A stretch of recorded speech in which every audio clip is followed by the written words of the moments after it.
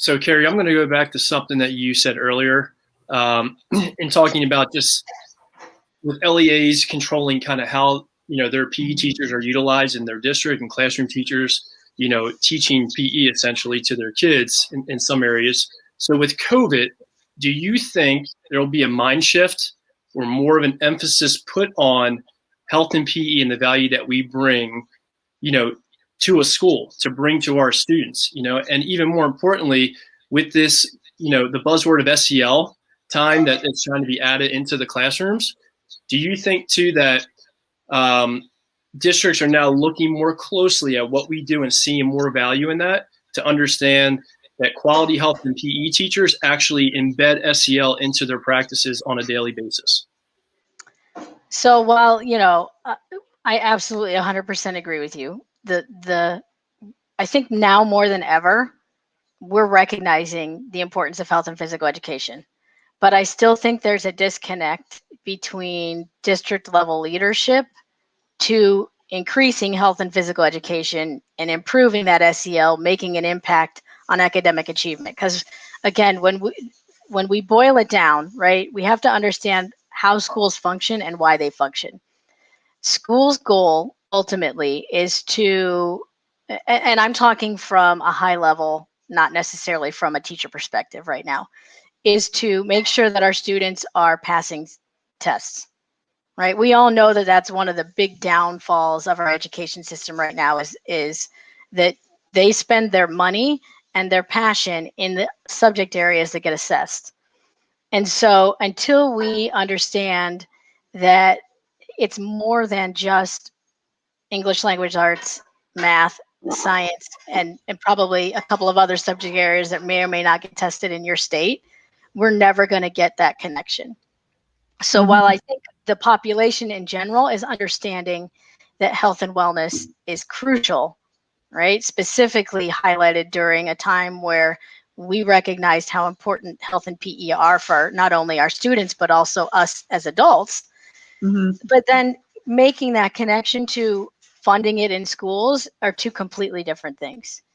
And so that's where us as advocates at a state level, engaging students, engaging parents in the conversation, because they're the ones that drive decisions, right? If we think about who makes decisions and who has the most pull in a district, it's our parents. It should be our students, right? But sometimes that's secondary.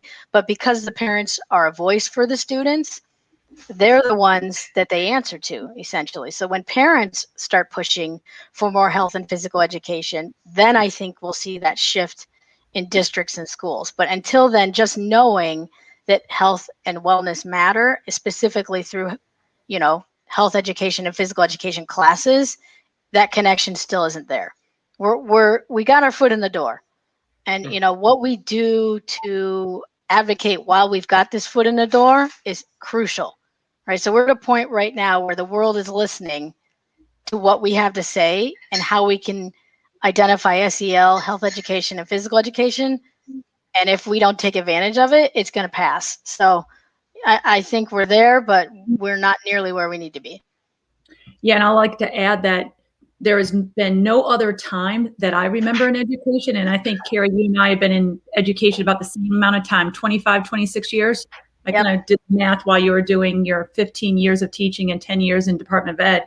But there's been no time in education that I've ever experienced where guardians, parents are more informed of what is being taught because it's being in their households now. They're hearing it over, let's say, a Google Meet or a Zoom, and they're seeing it. And that's why I've been pushing so much to be sure that we're delivering quality health.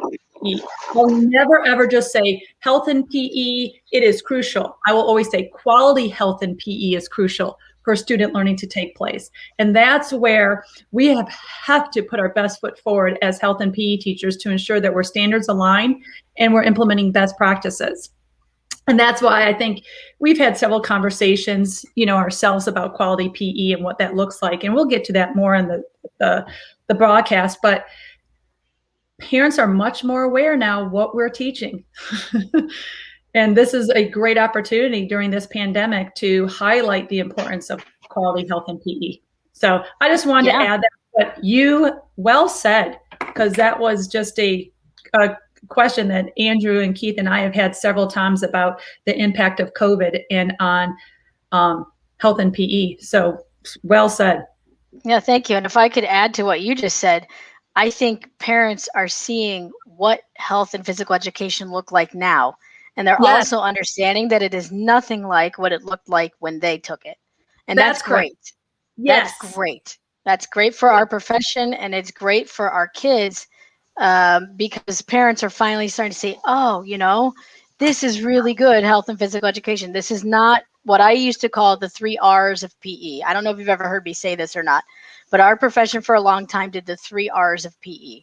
And it's not the Shape America folks, obviously, but it's roll the ball out, read the newspaper, and relax. Right? We lived in a profession where that was the standard. And I know because I had it, and then I taught with it. Like, I had colleagues doing that. Right. I had a colleague doing that less than 10 years ago.